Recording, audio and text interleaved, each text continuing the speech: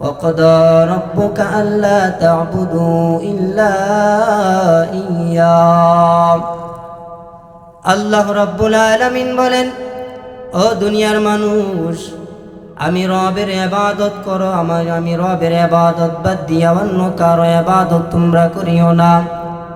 আল্লাহ রাব্বুল আলামিন এই আয়াতের মধ্যে বলেন, আমি রবের ইবাদত করো, আমি রবের ইবাদত বাদ দিয়া অন্য কারো উপাস্য তোমরা করিও না। আল্লাহর ইবাদতের পরে আল্লাহ তাআলা বলেন, ওয়াবিল ওয়ালিদাইনি ইহসানা, পিতা মাতাকে ইহসান করো, পিতা মাতাকে মহব্বত করো।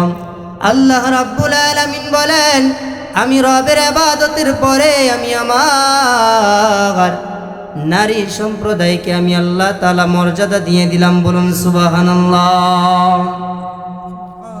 ওয়া ক্বাদা রাব্বুকা আল্লা তা'বুদু ইল্লা ইয়্যাহু ওয়া বিল ওয়ালিদাইনি ইহসানা।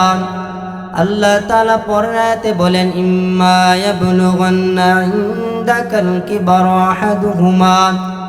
আল্লাহ রাব্বুল আলামিন বলেন, তোমাদের মা বাবা যখন বৃদ্ধ বয়সে উপনীত হয়, একজন আও কিলাহুমা অথবা দুজন যদি বৃদ্ধ বয়সে উপনীত হয়, খবরদার তাদের সামনে তোমরা এমন কোনো কথা আচরণ তোমরা করিও না।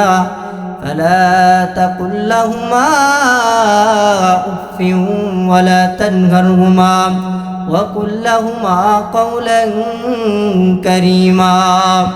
আল্লাহ রাব্বুল আলামিন বলেন, পিতা মাতার সাথে তোমরা এমন কোনো আচরণ করিও না যে আচরণ করার দ্বারা মা বাবা জবান থেকে শব্দ উচ্চারণ করে এমন ব্যবহার তোমরা দাও যে ব্যবহারের দ্বারা মা বাবা সন্তুষ্ট হয়ে যায়, আল্লাহ সন্তুষ্ট হয়ে যায়, রাসূল সন্তুষ্ট হয়ে যায়। বলে শব্দ কেমন উচ্চারণ, এমন কোনো কথা বলবা না যে মা বাবার মনে আঘাত লেগে যায়। ও আমার আব্বা জানেরা, আমার একটু কথার জবাব দেন। এমন দেশের মধ্যে সন্তান রয়েছে, মা বাবাকে কুটু কথা বলে, স্ত্রীর মায়ায় পড়িয়া মা বাবাকে আঘাত করে আসে না নাই? এমন লোক অভাব নাই। দেখবেন ঘরের মধ্যে যখন ঢুকে স্ত্রীর কথা শুনে শাশুড়ি মাকে বাজে বাজে রকমের কথা শোনায়। আবার দেখবেন যে ছেলে বউয়ের কথা শুনিয়া বউয়ের কথা মতোই চলতেছে, এরকম আছে না? মা বাবার কথা অমান্য করলে, মা বাবার কথার বিরুদ্ধে কোনো কাজ করলে আল্লাহ রাব্বুল আলামিনের লানত ওই ব্যক্তির উপর যে মা বাবার অবাধ্য সন্তান। বলুন নাউজুবিল্লাহ। নবীজি সাল্লাল্লাহু আলাইহি ওয়াসাল্লাম সাহাবায়ে কেরামকে নিয়া একটা পথ দিয়া অতিক্রম করতেছে। হঠাৎ করে দেখে কবরের কিনারায় একটা গাভী নাড়া। হঠাৎ করে আল্লাহর পয়গম্বর দেখলেন গাভীটা কেমন জানি ছটফট করতেছে। আল্লাহর পয়গম্বর বুঝে গেলেন এই কবরের মধ্যে মনে হয় কোনো আযাব হইতেছে। নবীজি সাল্লাল্লাহু আলাইহি ওয়াসাল্লাম সাহাবায়ে কেরামদেরকে বললেন, ও সাহাবায়ে কেরাম, এই কবরটা কার একটু তল্লাশি নিয়ে দেখো। খুঁজতে খুঁজতে এক পর্যায়ে একজন বৃদ্ধ মহিলাকে পাওয়া গেল। আল্লাহর পয়গম্বর ডাক দিয়া বললেন, ও আম্মা জান, দুনিয়াতে আপনার সন্তান থাকাকালীন আপনার সাথে কি কোনো বেয়াদবিমূলক আচরণ করেছে কিনা? ওই আম্মা জান কোনো কথা বলে না, বলা মাত্রই চোখের পানি ঝরঝর করে ছেড়ে দিয়েছে। আর ডাক দিয়া বললেন, ইয়া রাসূলুল্লাহ, আমার সন্তানকে আমি কখনোই ক্ষমা করব না। নবী ডাক দিয়া বলেন, আম্মা জান, আপনার সন্তান জাহান্নামের আগুনে জ্বলতেছে, আপনি কি তা সহ্য করবেন? বলে, আমার সন্তান যদি ধ্বংসের পথেও চলে যায়, আগুন দিয়া পুড়িয়া যদি ছায়া হয়ে যায়, তারপরেও আমি মা এই সন্তানকে ক্ষমা করব না। আল্লাহর নবী জিজ্ঞাসা করলেন, আম্মা জান, কি অপরাধ করেছে আপনার সন্তান? কি কারণে আপনার সন্তানকে আপনি ক্ষমা করবেন না? আল্লাহর পয়গম্বরকে ডাক দিয়া বললেন, ইয়া রাসূলুল্লাহ, আমার সন্তান একদিন তার বউয়ের মায়ায় পড়িয়া আমার কথা না শুনিয়া শুধু বউয়ের কথা শুনিয়া একটা ইট দিয়ে আঘাত করিয়া আমার মাথার মধ্যে আঘাত করেছিল। মাথার মধ্যে আঘাত করার পর আমার মাথা ফেটে পায়ে পর্যন্ত রক্ত ঝরিয়েছিল। ওই কষ্ট মা আমি আজও পর্যন্ত ভুলি না গায়। আজ এই কষ্ট আমার ভিতরে রয়ে গেছে। এই সন্তানকে আমি জীবনেও ক্ষমা করব না, বলুন নাউজুবিল্লাহ। নবী আমার সাহাবায়ে কেরামদেরকে ডাক দিয়া বললেন, ও সাহাবায়ে কেরাম, এতগুলো লাকড়ি তোমরা জমা করে নাও। সাহাবায়ে কেরাম যখন লাকড়ি জমা করলেন, আল্লাহর পয়গম্বর বললেন, ও সাহাবারা, এই লাকড়িগুলোর মধ্যে আগুন জ্বালায়া দাও। যখন আগুন জ্বালায়া দেওয়া হলো, ধাও ধাও ধাও ধাও করিয়া আগুন জ্বলতেছে। আল্লাহর নবী ডাক দিয়া বললেন, আম্মা জান, আপনার সন্তান এরকম এর চেয়ে 1000 পাওয়ারফুল আগুনের মধ্যে জ্বলতেছে, আপনি মা কেমন করে সহ্য করেন? এই কথা বলার পরে ওই আম্মা জান আল্লাহর পয়গম্বরের পায়ের মধ্যে পড়িয়া বললেন, ইয়া রাসূলুল্লাহ, ইয়া হাবিবাল্লাহ, আমার সন্তানকে আগুন থেকে বাঁচান, আমার সন্তানকে আগুন থেকে বাঁচান, আমি আমার সন্তানকে চিরতরে ক্ষমা করে দিলাম, বলুন সুবহানাল্লাহ। তিনি হইলেন মা। তিনি কে? তিনি হইলেন আমাদের মা। আজকে সেই মাকে আমরা কেমন করে আঘাত দেই? যেই মার জন্যই তো আজকে দুনিয়াতে আসতে পারলাম, যেই মার জন্যই তো আজকে দুনিয়ার এত ভোগ বিলাস উপভোগ করতে পারতেছি, যেই মা বাবার কারণে আজকে লাখপতি হইলাম, যেই মা বাবার কারণে আজকে কোটিপতি হইলাম, যেই মা বাবার কারণে আজকে ধন সম্পদওয়ালা হইলাম, সেই মা বাবাকে সন্তানেরা কষ্ট দেয়, আছে না নাই? আল্লাহ রাব্বুল আলামিন বলেন, মা বাবাকে ইহসান করতে হবে, মা বাবার সাথে ইহসান করতে হবে, ইনসাফ করতে হবে। ইনসাফ করা যাবে না, ইহসান করতে হবে। মানে বলে মা বাবাকে দেওয়ার বেলায় বেশি দাও, নেওয়ার বেলায় কম নাও। অনেক সন্তানেরা আছে পিতা মাতাকে দেখবেন যে হিসাব করে জিনিস দেয়, আছে না? বলে আমার ভাই হইল 4টা, আমার ভাই হইল 4টা, এখন এক ভাই আমার মা বাপরে কিছুই দেয় না, আর আমি তো হালকা পাতলা যাই পারি কিছু দেই, আর আরেকজন তো একেবারেই দেয় না, তাহলে আমার এত কিছু দেওয়ার দরকার কি, আমি অল্প অল্পই দেই। এরকম হয় না? অনেক সন্তানেরা মা বাপরে দেখেন। আল্লাহ রাব্বুল আলামিন বলেন যে মা বাবার কাছ থেকে তোমরা নেওয়ার বেলায় কম নিবা, দেওয়ার বেলায় বেশি বেশি দিবা। কে কয়? আল্লাহ রাব্বুল আলামিন। তাহলে এমনও সন্তান পৃথিবীর বুকে আছে যারা মা বাপকে এমন কষ্ট দেয়, শেষ পর্যন্ত নিজের ঘর থেকে মা বাপকে বের করে দেয়, আছে না নাই? মা বাবা থাকতে চায় না, উঠতে বসতে বউয়ে আঘাত দিয়া কথা বলে, পোলাও আঘাত দিয়া কথা কয়, বউয়েও আঘাত দিয়া কথা কয়, তখন সেই মা বাবার এই বাড়ির মধ্যে মন টিকে না, তখন মা বাবা বাধ্য হইয়া বাড়ির থেকে বের হয়ে যায়। এরকম সন্তানের উপর আল্লাহ রাসূলের লানত, আল্লাহ রাব্বুল আলামিনের লানত। আল্লাহ তাআলা আমাদের সকলকে এই সমস্ত কাজ থেকে হেফাজত করুক, বলুন আমিন। মা বাবার সেবা যত্ন কেন করব? মা বাবার সেবা যত্ন করলে সম্মান বাড়ায়া দিবেন কে? আওয়াজ দিয়া বলতে হবেন, বাড়ায়া দিবেন কে? আল্লাহ রাব্বুল আলামিন বলেন, যদি কোনো ব্যক্তি ধনী হইতে চাও, যদি কোনো ব্যক্তি লাখপতি কোটিপতি হইতে চাও, মা বাবার সেবা যত্ন লেগে যাও, মা বাবার খেদমতে লেগে যাও, আল্লাহ তাআলা তোমাকে অতি অল্প সময়ের মধ্যেই অনেক কোটিপতি বানায়া দিবে, বলুন সুবহানাল্লাহ। মা বাবার সেবা যত্ন করলেই কোটিপতি হওয়া যায়। দেখবেন অনেক সন্তানেরা যারা মা বাপ থেকে দূরে আছে, অনেক টাকা উপার্জন করে, আরেকই পোলা দেখবেন যে দিন আনিয়া দিন খায়, মা বাপরে লইয়া খায়, তারপরেও তার সংসার আলহামদুলিল্লাহ অনেক ভালো চলে। আর ওই যে 50,000ওয়ালা দেখবেন, সে দেখবেন কি যে এত টাকা পয়সা ইনকাম করে, তার মাসের পর মাস খালি ঠেকা ঠেকা ঠেকায় আর ঠেকা, এই অভাব সেই অভাব, এই অভাব সেই অভাব, আছে না নাই? আল্লাহ তাআলা আমাদের সকলকে বোঝার তৌফিক দান করুক, সকল বলুন আমিন। মায়ের খেদমত করার কারণে ওয়াইস কুরনি নামক এক ব্যক্তি সাহাবীর মর্যাদা লাভ করতে পারলেন না। আপনারা অনেকে ঘটনা শুনেছেন, সে ওয়াইস কুরনি রহমাতুল্লাহি আলাইহি নবীর যুগে জন্ম হইয়াও সাহাবীর মর্যাদা লাভ করতে পারলেন না। বলেন সাহাবীর মর্যাদা লাভ করতে পারলেন না, তাতে কি হয়েছে? বলে একজন সাহাবীর মর্যাদা কেমন?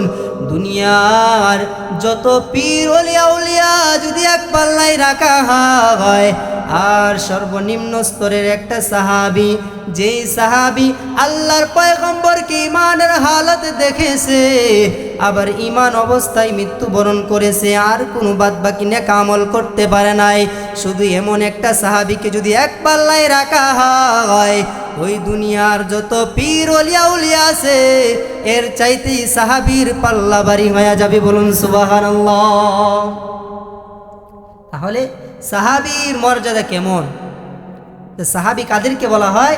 সাহাবী বলা হয় তাদেরকে যারা ঈমান অবস্থায় আল্লাহ রাসূল সাল্লাল্লাহু আলাইহি ওয়াসাল্লামকে দেখছেন এবং ঈমান অবস্থায় রাসূল সাল্লাল্লাহু আলাইহি ওয়াসাল্লামকে দেখছেন এবং ঈমান অবস্থায় দুনিয়া থেকে বিদায় হয়েছেন, তাদেরকে বলা হয় সাহাবী। তাহলে ওয়াইস কুরনি নামক এক ব্যক্তি, তিনি করুনি এলাকার বাসিন্দা ছিলেন, ইয়ামানের করুনি এলাকার এক বাসিন্দা, এক যুবক। নবীজি সাল্লাল্লাহু আলাইহি ওয়াসাল্লাম যখন এখনও ইন্তিকাল করেন নাই, তখন নবুয়াত রাসূল সাল্লাল্লাহু আলাইহি ওয়াসাল্লাম নবুয়াত প্রাপ্তি হওয়ার পরেই ওয়াইস কুরনি নামক এক ব্যক্তি, তিনি নবীজির নবুয়াতের সংবাদ পাইয়াই কালিমা পড়ে মুসলমান হয়ে গেছে। বলুন সুবহানাল্লাহ। ওয়াইস কুরনি রহমাতুল্লাহি আলাইহি নবীর উপর ঈমান এনে কালিমা পড়ে মুসলমান হয়ে গেল। মুসলমান হয়ে যাওয়ার পরেও মনের ভিতর অনেক ব্যথা। নবীর যুগে জন্ম হইলাম, যেই নবীর উপর ঈমান আনলাম, যেই নবীকে দেখার বড় মনের ভিতর অনেক প্রবল ইচ্ছা, কিন্তু কেমন করে দেখব? আমার যে একটি সমস্যা হইল, আমার ঘরের মধ্যে বৃদ্ধা মা, মার সেবা যত্ন করা লাগে। এখন আমি পয়গম্বরকে কেমন করিয়া দেখতে যাব? পয়গম্বরের নিকট একটি পত্র পাঠাইয়া দিলেন। পত্রটি আল্লাহ রাসূল সাল্লাল্লাহু আলাইহি ওয়াসাল্লামের কাছে যখন পৌঁছল, আল্লাহর পয়গম্বর পত্রটি পড়ার পর চিঠির মধ্যে লেখা আছে, এ পয়গম্বর, আমি ইয়ামানের করুন এলাকার একটি যুবক, আপনার নবুয়াতের সংবাদ পাওয়ার পর আমি কালিমা পড়ে মুসলমান হয়ে গেছি। বলুন সুবহানাল্লাহ। কিন্তু মনের ভিতর অনেক ব্যথা।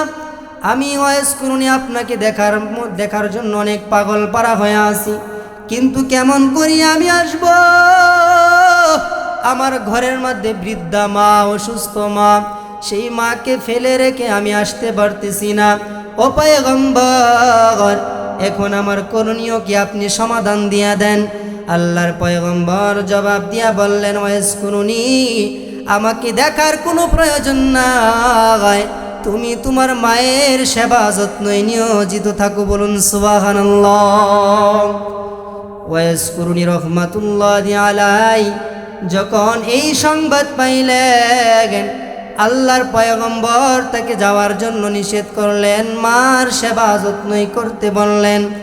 ওয়াইস কুরনি রহমাতুল্লাহি আলাইহি যখন মায়ের সেবা যত্নই করতে আরম্ভ করলেন, আল্লাহর পয়গম্বর হযরত উমর রাদিয়াল্লাহু তাআলা আনহুকে ডেকে বললেন, হে উমর, এদিকে আসো, তোমাকে কিছু কথা বলে যাই।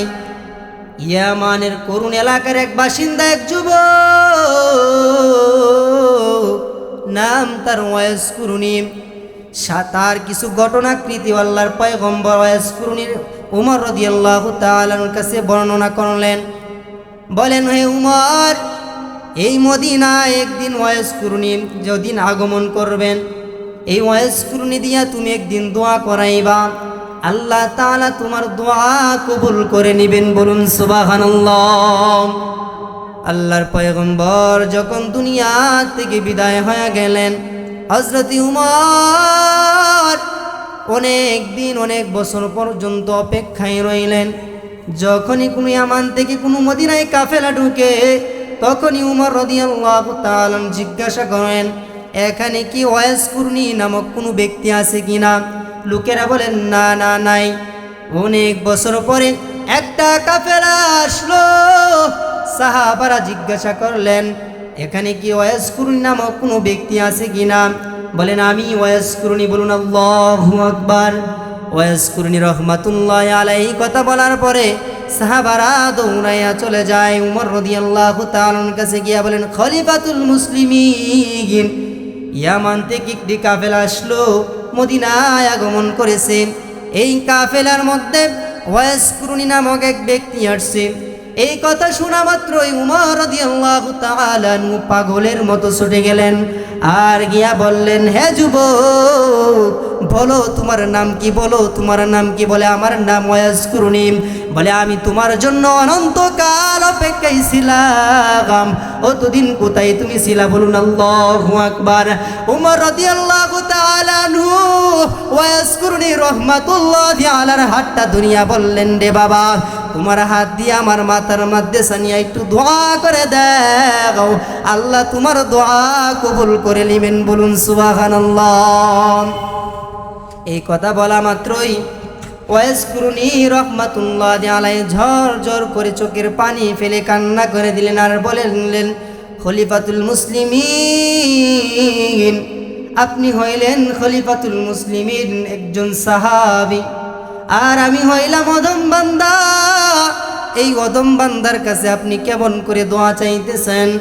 আল্লাহর পয়গম্বরের সাহাবী হযরত উমর ডাক দিয়া বললেন, রে ওয়াইস কুরনি, তুমি যখন ইয়ামানে বসবাস করতেছিলাম, নবীজিকে দেখার জন্য তোমার বুক ভরা পাগল ভরা হয়েছিল, কিন্তু তুমি দেখতে আসতে পারো নাই তোমার মায়ের সেবা যত্ন করার কারণে।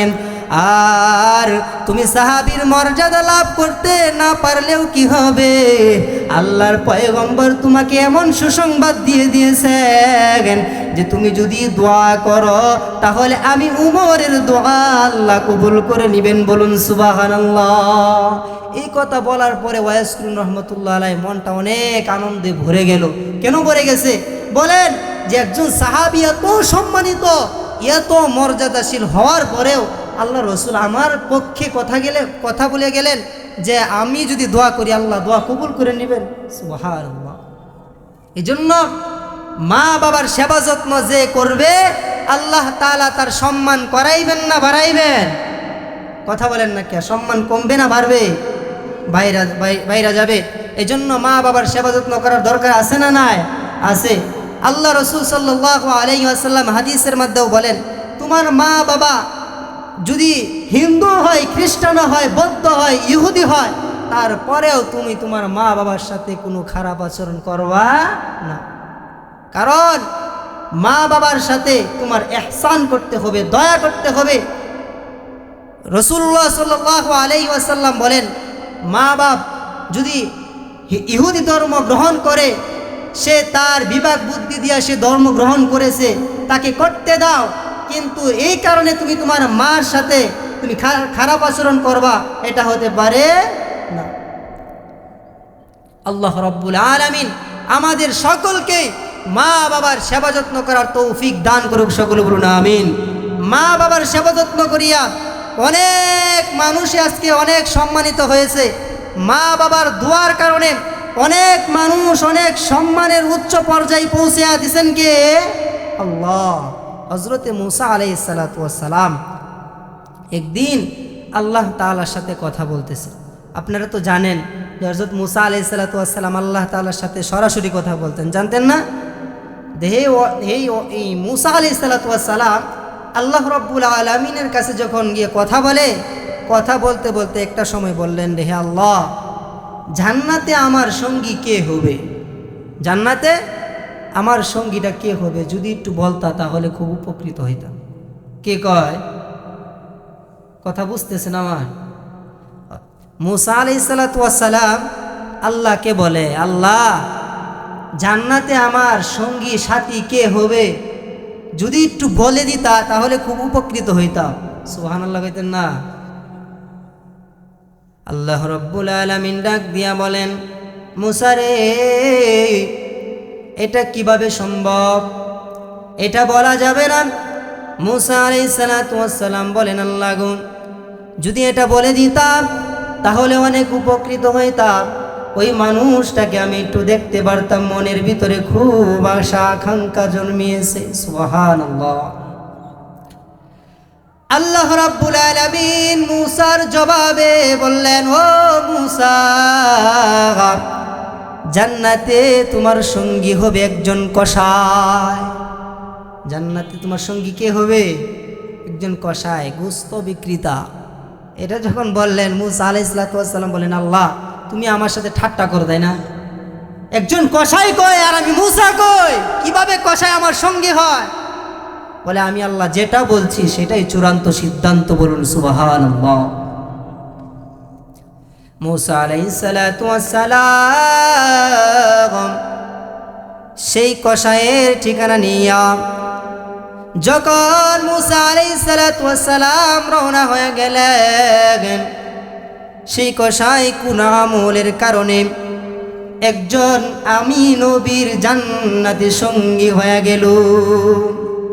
মুসা আলাইহিস সালাম দৌড়াইয়া ওই ব্যক্তির নিকট গেলেন, গিয়া দেখে ওই ব্যক্তিটা গোশত বিক্রি করতেছে। ব্যবসা যখন শেষ হয়ে যায়, মুসা আলাইহিস সালাম তাকায়া দেখলেন ওই গোশত বিক্রেতা একটা পলির মধ্যে আলাদাভাবে একটু মাংস নিয়ে নিলেন।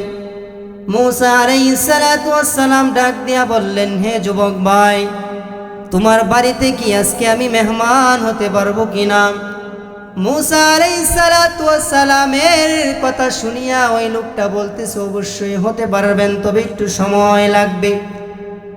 আমি এই ব্যবসা শেষ করার পরে আমার একটু বিলম্ব হতে পারে, তারপর আমার সঙ্গে আপনি যাইতে পারবেন। যদি থাকতে পারেন তাহলে থাকেন, আমি আপনাকে মেহমান হিসাবে আমার বাড়িতে নিয়ে যাব, বলুন সুবহানাল্লাহ। মুসা আলাইহিস সালাম কোনো কথা বলেন না।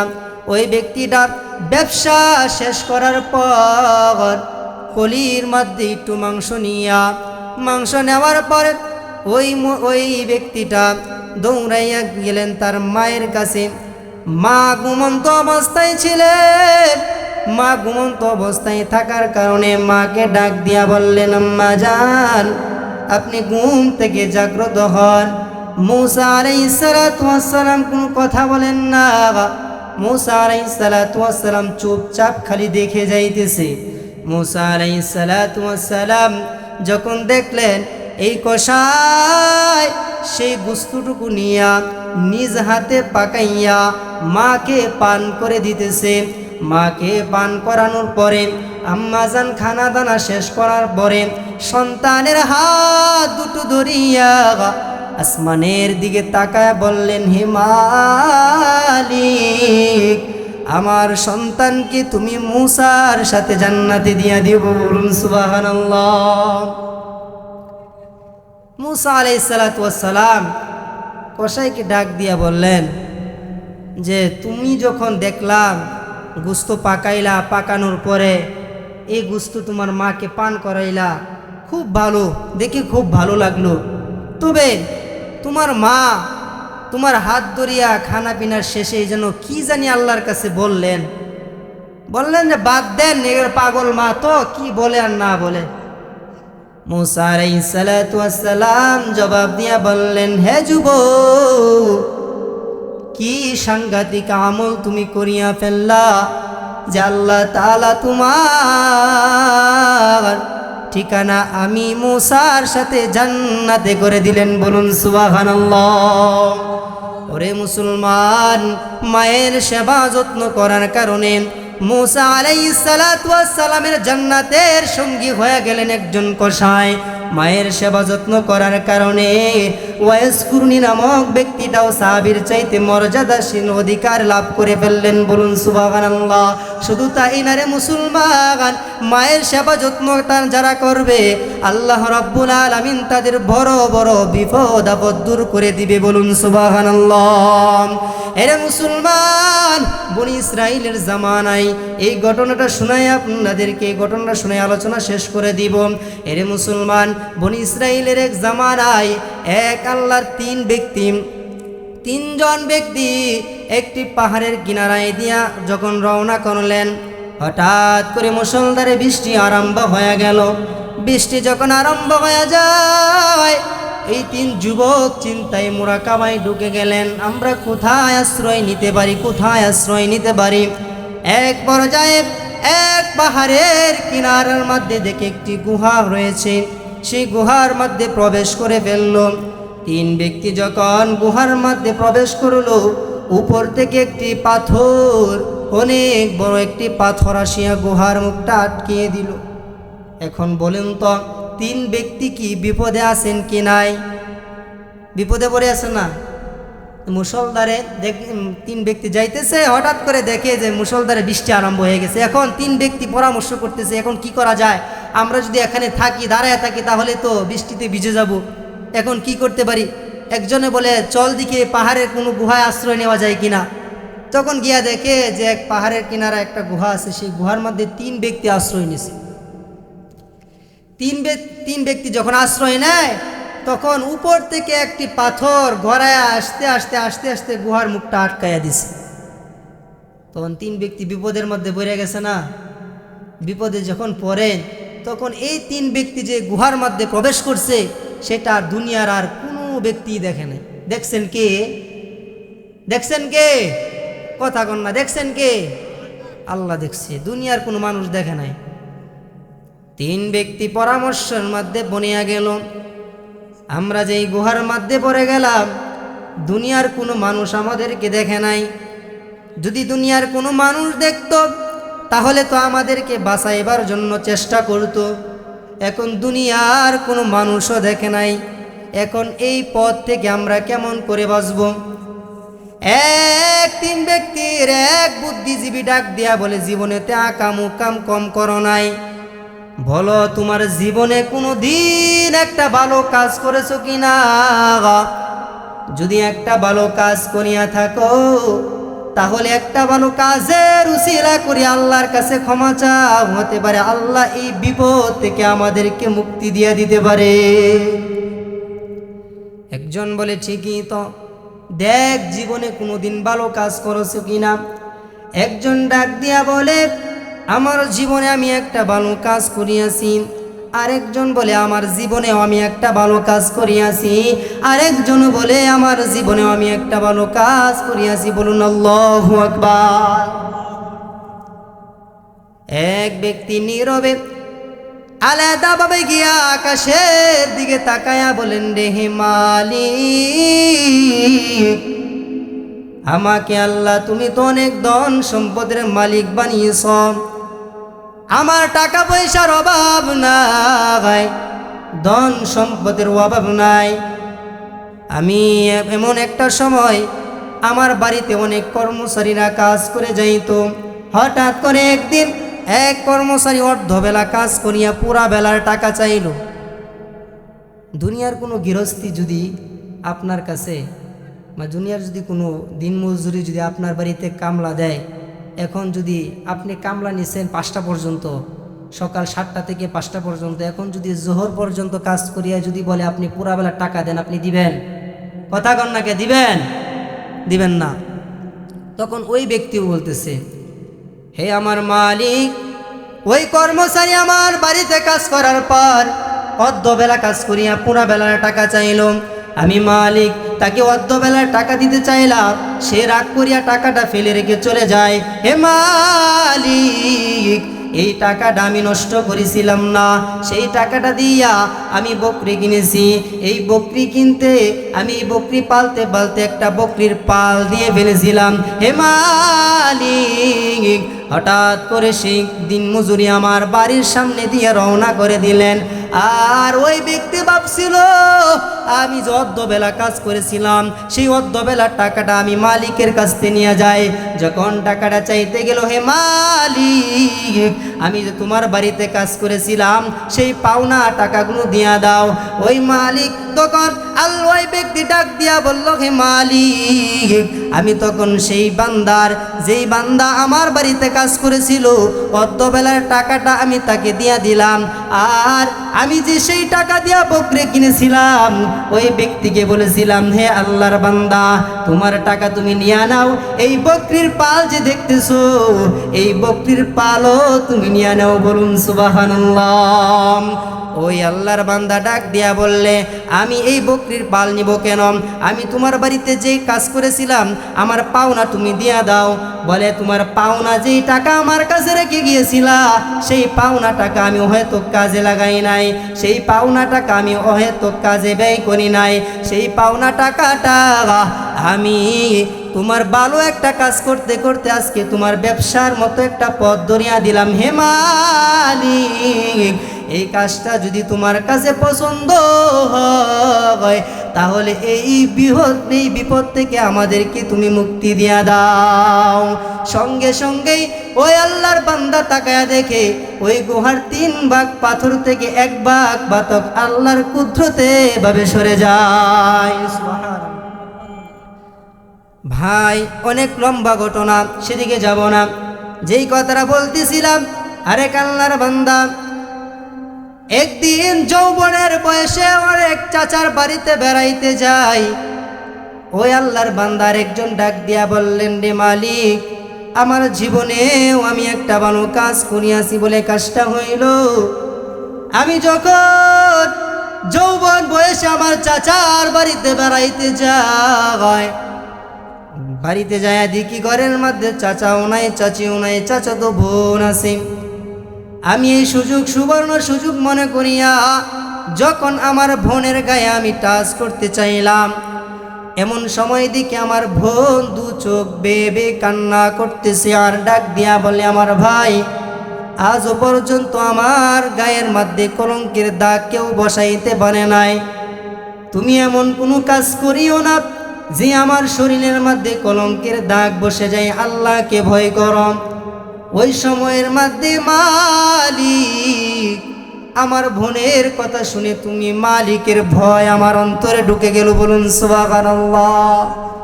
আমি অহেতুক কাজে, আমি এই অশ্লীল কাজে নিমজ্জিত না হয়ে আল্লাহ তোমার কাজে ফিরিয়ে আসলাম। আল্লাহ তোমাকে ভয় করলাম।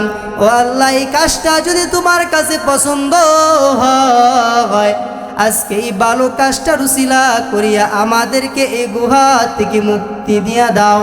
সঙ্গে সঙ্গে তাকায়া দেখেন, ওই গুহার 3 ভাগ পাথর থেকে 2 ভাগ পাথর অটোমেটিকলি সরে যায়। এমন সময় আরেক ব্যক্তি ডাক দিয়া বললেন, হে মালিক, আমার জীবনেও আমি একটা ভালো কাজ করিয়াছি। বলে, কাজটা হইল, আমি যখন সারাদিন কাজ করিয়া বাড়িতে যাইতাম, বাড়িতে যাবার পরে আমি আমার সর্বপ্রথম মা জননীকে আমি দুধ পান করাইতাম, মা জননীকে আগে খানা পিনা পান করাইতাম, তারপরে আমার স্ত্রী খাইতো, তারপরে আমার সন্তানেরা খাইতো।